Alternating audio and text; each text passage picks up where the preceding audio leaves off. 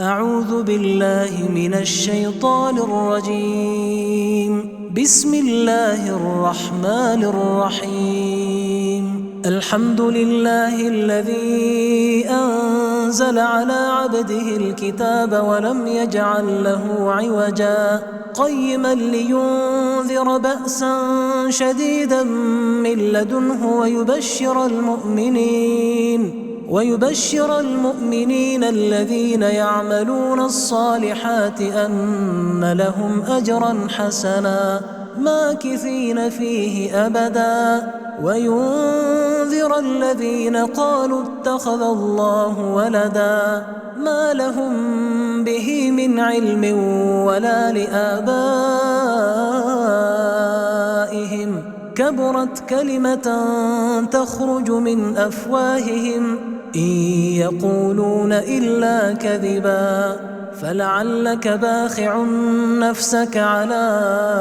آثارهم إن لم يؤمنوا بهذا الحديث أسفا إنا جعلنا ما على الأرض زينة لها لنبلوهم أيهم أحسن عملا وإنا لجاعلون ما عليها صعيدا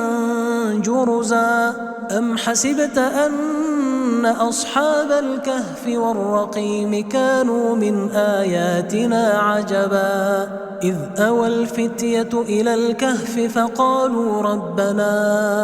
آتنا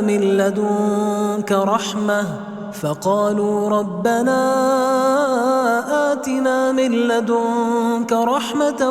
وهيئ لنا من أمرنا رشدا فضربنا على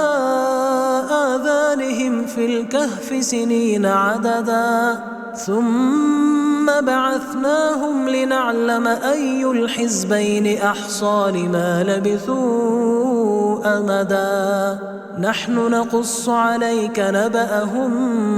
بالحق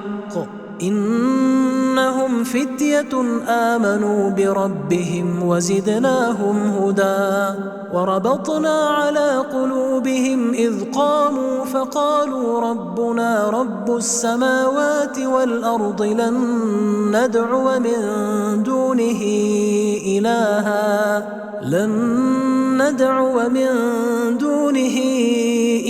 لقد قلنا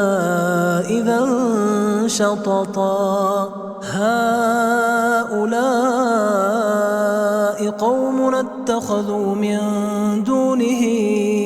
آلهة لولا يأتون عليهم بسلطان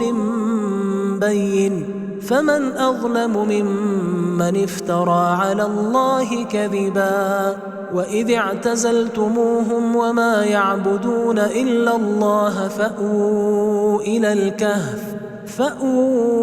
إلى الكهف ينشر لكم ربكم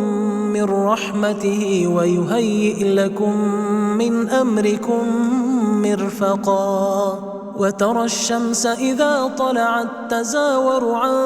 كهفهم ذات اليمين وإذا غربت تقرضهم ذات الشمال وهم في فجوة منه ذلك من آيات الله من يهد الله فهو المهتد ومن يضلل فلن تجد له وليا مرشدا وتحسبهم أيقاظا وهم رقود ونقلبهم ذات اليمين وذات الشمال وكلبهم باسط ذراعيه بالوصيد لو اطلعت عليهم لوليت منهم فرارا ولملئت منهم رعبا وكذلك بعثناهم ليتساءلوا بينهم قال قائل منهم كم لبثتم قالوا لبثنا يوما أو بعض يوم قالوا ربكم أعلم بما لبثتم فبعثوا أحدكم بورقكم هذه إلى المدينة فلينظر أيها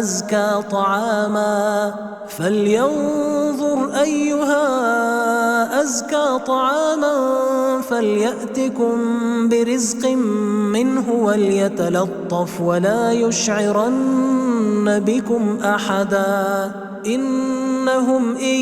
يظهروا عليكم يرجموكم أو يعيدوكم في ملتهم ولن تفلحوا إذا أبدا وكذلك أعثرنا عليهم ليعلموا أن وعد الله حق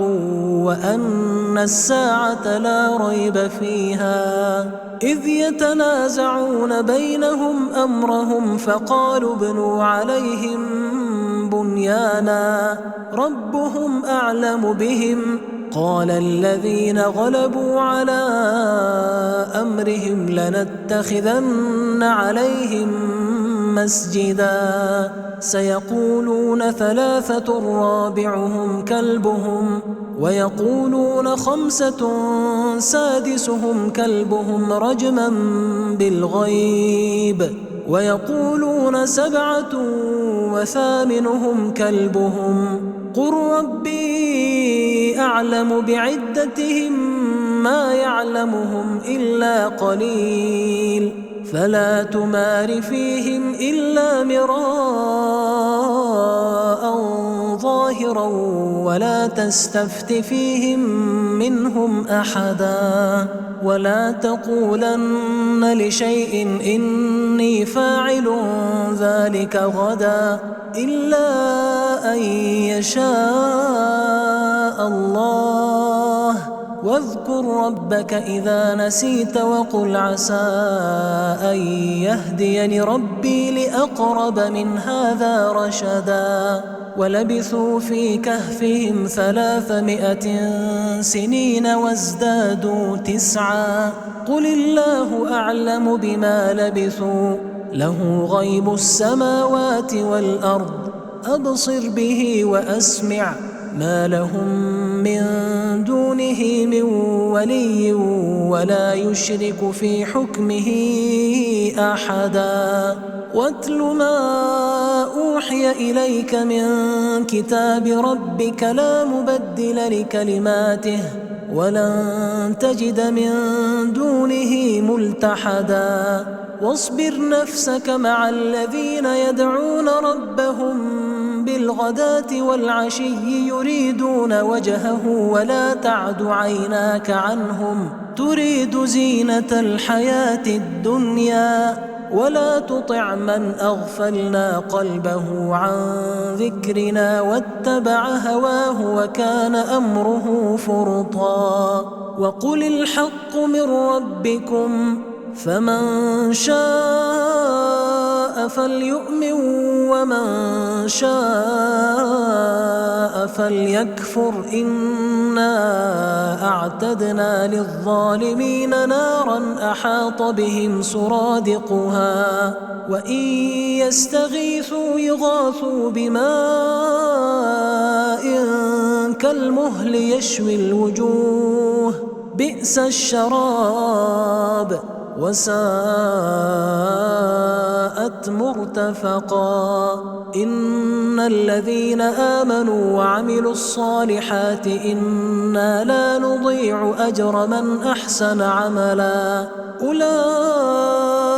لهم جنات عدن تجري من تحتهم الأنهار يحلون فيها من أساور من ذهب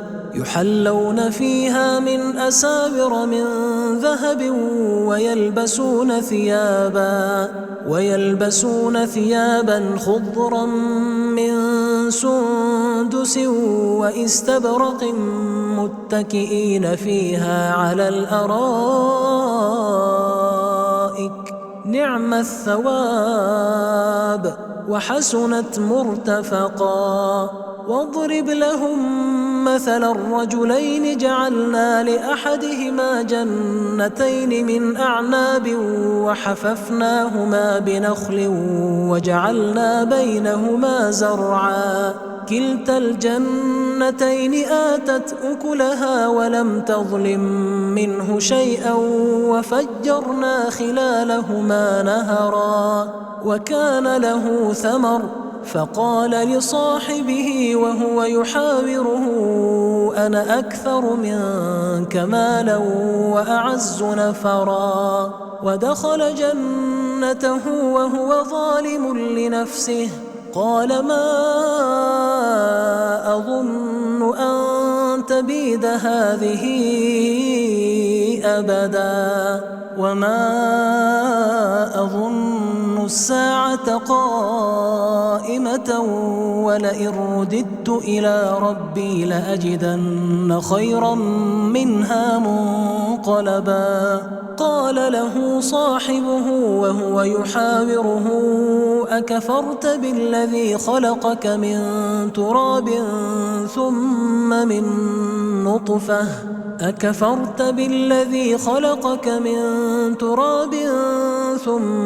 من نطفة ثم سواك رجلا، لكن هو الله ربي ولا أشرك بربي أحدا. ولولا إذ دخلت جنتك قلت ما شاء الله لا قوة إلا بالله، إن ترني أنا أقل منك مالا وولدا، فعسى ربي أن يؤتيني خيرا من جنتك ويرسل عليها حسبانا من السماء فتصبح صعيدا زلقا، أو يصبح ماؤها غورا فلن تستطيع له طلبا. وأحيط بثمره فأصبح يقلب كفيه على ما أنفق فيها وهي خاوية على عروشها ويقول: يا ليتني لم أشرك بربي أحدا. ولم تكن له فئة ينصرونه من دون الله وما كان منتصرا. هنالك الولاية لله الحق، هو خير ثوابا وخير عقبا. واضرب لهم مثل الحياة الدنيا كماء أنزلناه من السماء فاختلط به نبات الأرض فأصبح هشيما تذروه الرياح، وكان الله على كل شيء مقتدرا. المال والبنون زينة الحياة الدنيا، والباقيات الصالحات خير عند ربك ثوابا وخير أملا. ويوم نسير الجبال وترى الأرض بارزة وحشرناهم فلم نغادر منهم أحدا، وعرضوا على ربك صفا لقد جئتمونا كما خلقناكم أول مرة بل زعمتم أن لن نجعل لكم موعدا. ووضع الكتاب فترى المجرمين مشفقين مما فيه ويقولون يا ويلتنا ما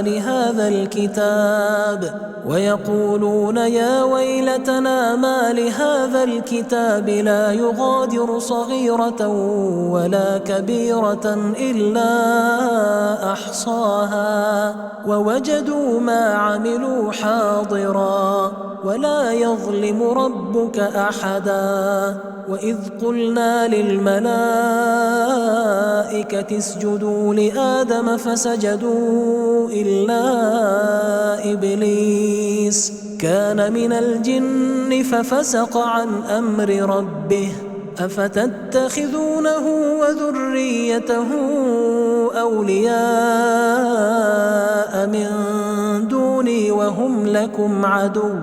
بئس للظالمين بدلا. ما أشهدتهم خلق السماوات والأرض ولا خلق أنفسهم وما كنت متخذ المضلين عضدا. ويوم يقول نادوا شركائي الذين زعمتم فدعوهم فلم يستجيبوا لهم وجعلنا بينهم موبقا ورأى المجرمون النار فظنوا أنهم مواقعوها ولم يجدوا عنها مصرفا ولقد صرفنا في هذا القرآن للناس من كل مثل وكان الإنسان أكثر شيء جدلا وما منع الناس أن يؤمنوا إذ جاءهم الهدى ويستغفروا ربهم إلا أن تأتيهم سنة الأولين أو يأتيهم العذاب قبلا وما نرسل المرسلين إلا مبشرين ومنذرين ويجادل الذين كفروا بالباطل ليدحضوا به الحق واتخذوا آياتي وما أنذروا هزوا ومن أظلم ممن ذكر بآيات ربه فأعرض عنها ونسي ما قدمت يداه إنا جعلنا على قلوبهم أكنة أن يفقهوه وفي آذانهم وقرا وإن تدعهم إلى الهدى فلن يهتدوا إذن أبدا وربك الغفور ذو الرحمة لو يؤاخذهم بما كسبوا لعجل لهم العذاب بل لهم موعد لن يجدوا من دونه موئلا وتلك القرى أهلكناهم لما ظلموا وجعلنا لمهلكهم موعدا وإذ قال موسى لفتاه لا أبرح حتى أبلغ مجمع البحرين أو أمضي حقبا فلما بلغا مجمع بينهما نسيا حوتهما فاتخذ سبيله في البحر سربا فلما جاوزا قال لفتاه آتنا غداءنا لقد لقينا من سفرنا هذا نصبا قال أرأيت إذ أوينا إلى الصخرة فإني نسيت الحوت وما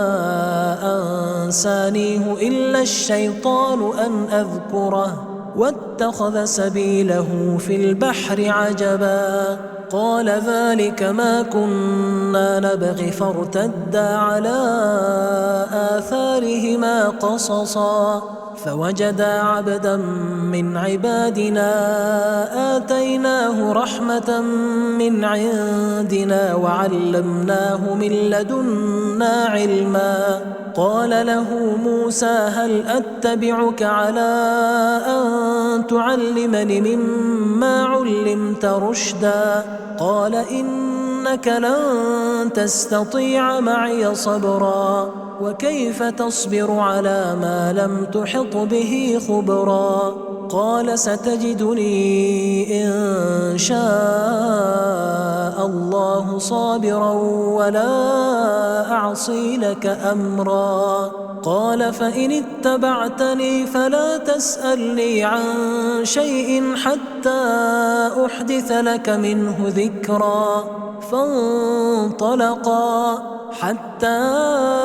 إذا ركبا في السفينة خرقها قال أخرقتها لتغرق أهلها لقد جئت شيئا إمرا قال ألم أقل إنك لن تستطيع معي صبرا قال لا تؤاخذني بما نسيت ولا ترهقني من أمري عسرا فانطلقا حتى إذا لقيا غلاما فقتله قال أقتلت نفسا زكية بغير نفس لقد جئت شيئا نكرا قال ألم أقل لك إنك لن تستطيع معي صبرا قال إن سألتك عن شيء بعدها فلا تصاحبني قد بلغت من لدني عذرا فانطلقا حتى إذا أتيا أهل قرية استطعما أهلها فأبوا أن يضيفوهما فوجدا فيها جدارا يريد أن ينقض فأقامه قال لو شئت لاتخذت عليه أجرا قال هذا فراق بيني وبينك سأنبئك بتأويل ما لم تستطع عليه صبرا أما السفينة فكانت لمساكين يعملون في البحر فأردت أن أعيبها وكان وراءهم ملك يأخذ كل سفينة غصبا وأما الغلام فكان أبواه مؤمنين فخشينا أن يرهقهما طغيانا وكفرا فأردنا أن يبدلهما ربهما خيرا منه زكاة وأقرب رحما وأما الجدار فكان لغلامين يتيمين في المدينة وكان تحته كنز لهما وكان أبوهما صالحا فأراد ربك أن يبلغا أشدهما ويستخرجا كنزهما رحمة من ربك وما فعلته عن أمري ذلك تأويل ما لم تسطع عليه صبرا ويسألونك عن ذي القرنين قل سأتلو عليكم منه ذكرا إنا مكنا له في الأرض وآتيناه من كل شيء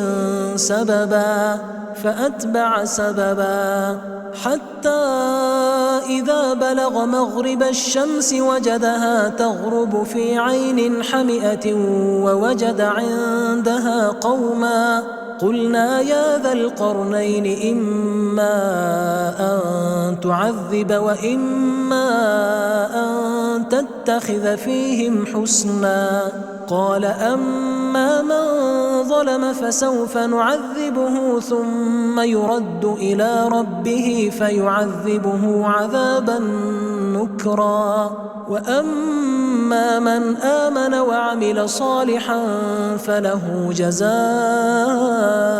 الحسنى وسنقول له من أمرنا يسرا ثم أتبع سببا حتى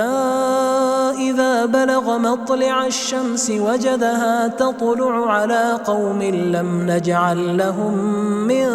دونها سترا كذلك وقد أحطنا بما لديه خبرا ثم أتبع سببا حتى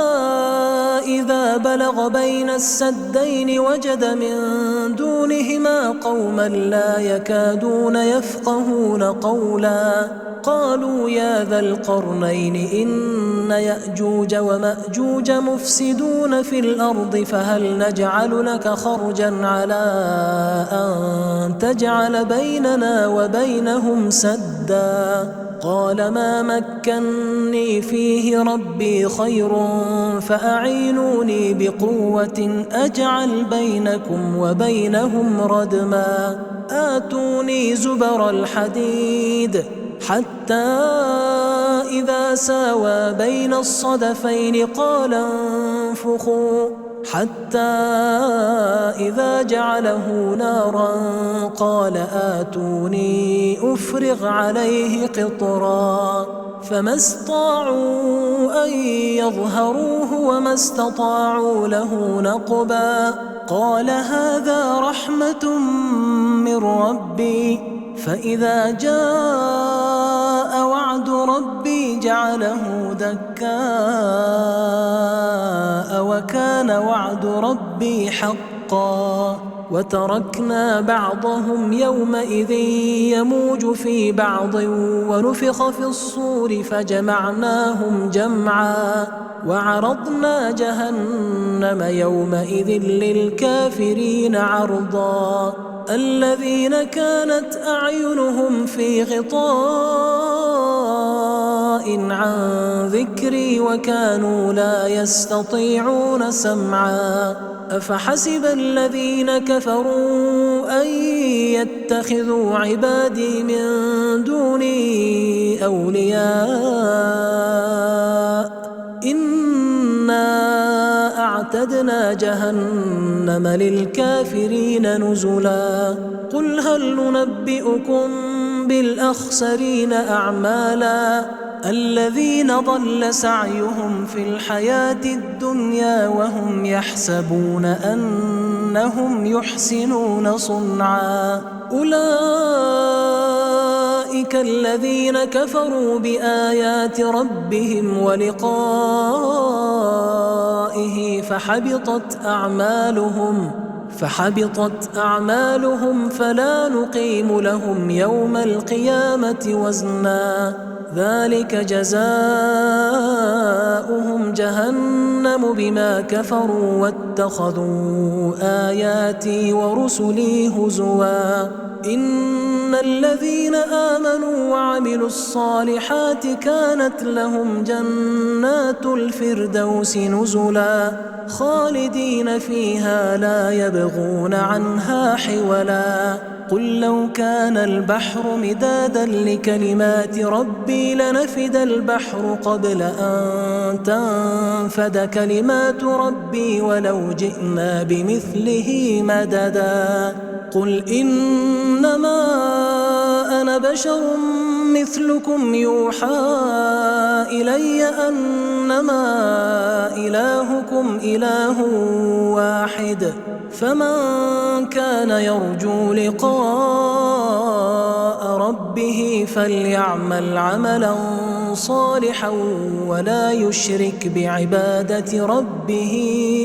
أحدا.